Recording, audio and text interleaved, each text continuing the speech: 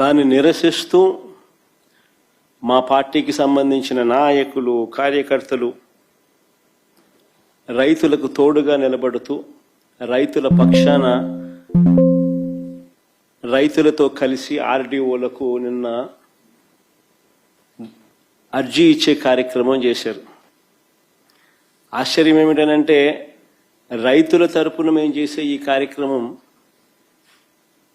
అడ్డుకుంటూ ఏకంగా పోలీసులు దీన్ని అనగదొక్కే కార్యక్రమం ఏ మాదిరిగా చేస్తారు అని చెప్పి చూస్తే ఆ నోటీసులు ఒకసారి చూపించండి, ఒకసారి ప్లే చేయండి ఒకసారి.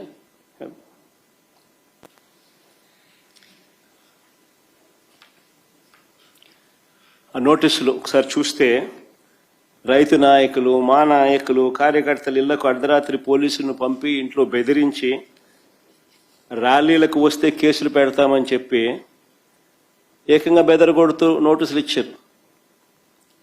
కాకాని గోవర్ధన్ సంబంధించిన కాకాని గోవర్ధన్కి ఇచ్చిన నోటీస్ అది. ఇంకా ముందుకు బొమ్మ, ఇది కురసాల కన్నబాబు అన్నకి ఇచ్చిన నోటీస్ అది. ఈ పక్క లేళ్ళ అప్పిరెడ్డికి ఇచ్చిన నోటీసు, అంబటి రాంబాబుకి ఇచ్చిన నోటీసు,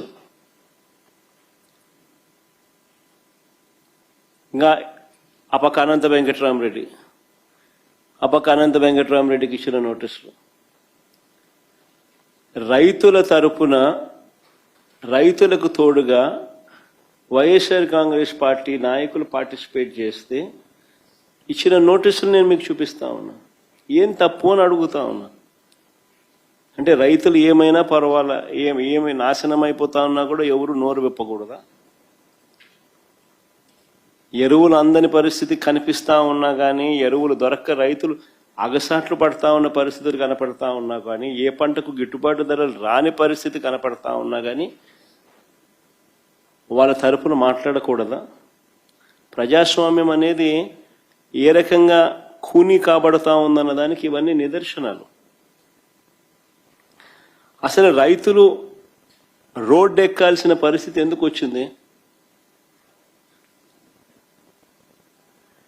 మీరు గన ఎరువులను అందించాల్సిన ఎరువులను అందించి ఉండింటే అసలు ఈ పరిస్థితే ఉండేది కాదు కదా. ఏ రైతు రోడ్డు ఎక్కే పరిస్థితే ఉండేది కాదు కదా.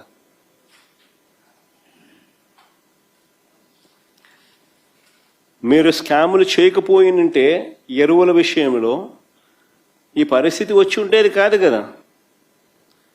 ఎరువుల కోసం 2 నెలలుగా రైతులు పడుతూ ఉన్న అగచాట్లు 2 నెలలుగా జరుగుతూ ఉంది. It's not something over night జరిగింది కాదు. 2 నెలలుగా ఇది కనిపిస్తూ ఉంది. 2 నెలలుగా రైతులు పడుతూ ఉన్న అగచాట్లు దీనికి సాక్ష్యం కాదా అని అడుగుతా ఉన్నా. అసలు ఇంత అధ్వానంగా ప్రభుత్వాన్ని నడుపుతా ఉన్నారు. ఎరువుల కోసం అసలు రైతులు ఎలాంటి అగచాట్లు పడతా ఉన్నారు అనేది ఒకసారి ఫోటోలు ఒకసారి చూపించమ్మా. ఒకసారి క్యూలు చూడండి ఒకసారి. రైతులకు ఎరువులు దక్కక కృష్ణా జిల్లా ఘంటసాల మండలం లంకపల్లి పిఎస్సి వద్ద కానీ మునుగొమ్మ పార్వతీపురం మన్యంలో విజయనగరం ఎస్కోటలో ఎరువుల కోసం బారులు తీరిన రైతులు, రాజంలో ఎరువుల కోసం రైతులు కొట్లాట, అనకాపల్లి తుమ్మపాలలో రాత్రి సమయంలో ఎరువుల కోసం పాటలు, రాత్రి సమయంలో తూర్పుగోదావరి జిల్లా తాళ్లపూడి మండలంలో పరిస్థితి అది, ఏలూరులో పరిస్థితి అది,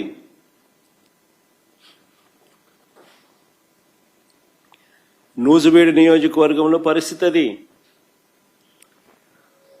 ఎన్టీఆర్ జిల్లా గొల్లపూడి ఎరువుల కోసం క్యూ కట్టిన రైతుల పాదరక్షలు, గుంటూరు జిల్లా రేపల్లె వ్యవసాయ మార్కెట్ యార్డ్ గోడౌన్ వద్ద రైతుల ఆందోళన. ఎరువుల కోసం ఇదంతా. పామరు మండలంలో, ప్రకాశం జిల్లా పామరు మండలంలో,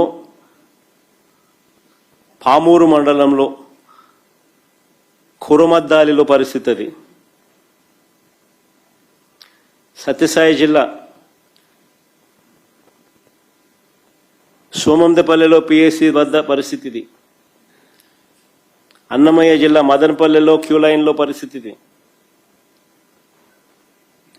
చిత్తూరు జిల్లా కుప్పం సొంత నియోజకవర్గం, చంద్రబాబు నాయుడు సొంత నియోజకవర్గంలో పరిస్థితి అది.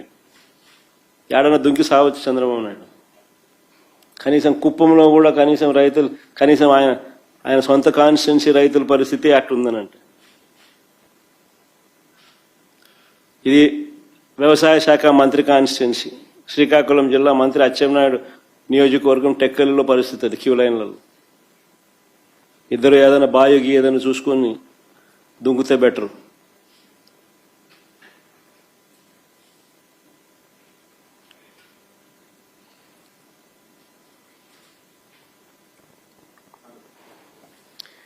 నేను ఒకటే అడుగుతా ఉన్నా మిమ్మల్ని అందరినీ కూడా, అసలు మీ ద్వారా ప్రజలందరినీ కూడా ఆలోచన చేయమని అడుగుతా ఉన్నది ఒకటే. వైఎస్ఆర్సిపి పాలనలో, అంటే మా పాలనలో గతంలో జరిగిన మా పాలనలో వైఎస్ఆర్సిపి పాలనలో 5 ఏళ్లలో ఎప్పుడైనా ఎక్కడైనా రైతులు ఇలా ఎరువుల కోసం రోడ్డు ఎక్కడం ఎక్కడైనా చూశారా అని అడుగుతా ఉన్నా. Simple question. వైఎస్ఆర్సిపి 5 ఏళ్ల పాలనలో ఎప్పుడైనా ఎక్కడైనా ఇలా రైతులు ఎరువుల కోసం అగచాట్లు పడడం, రోడ్డెక్కడం ఎక్కడైనా ఎప్పుడైనా చూశారా అని అడుగుతా ఉన్నా. మరి ఎందుకు జరగలేదు? వైఎస్ఆర్సీపీ ప్రభుత్వ హయాంలో ఎందుకు జరగలేదు? ఎందుకు చంద్రబాబు నాయుడు గారి హయాంలో మాత్రమే ఎందుకు జరుగుతూ ఉన్నాయి? అదే ముఖ్యమంత్రి పదవే కదా. అప్పుడు జగన్ ఉన్నాడు, ఇప్పుడు చంద్రబాబు ఉన్నాడు. అదే ముఖ్యమంత్రి పదవే, అదే అధికారులే. అప్పుడున్న అధికారులే, ఇప్పుడు కూడా అధికారులే, అదే అధికారులే. మరి ఎందుకు ఈ పరిస్థితి?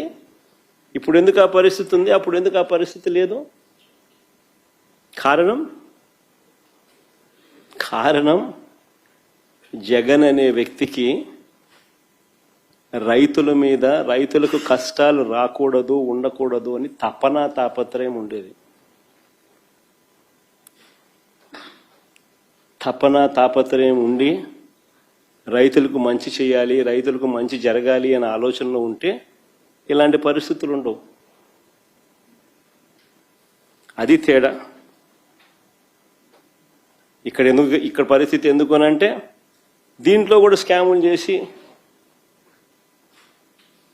దీంట్లో కూడా డబ్బెత్తాలన్న ఆలోచన చేస్తూ ఉన్నారు కాబట్టి పరిస్థితి ఇది.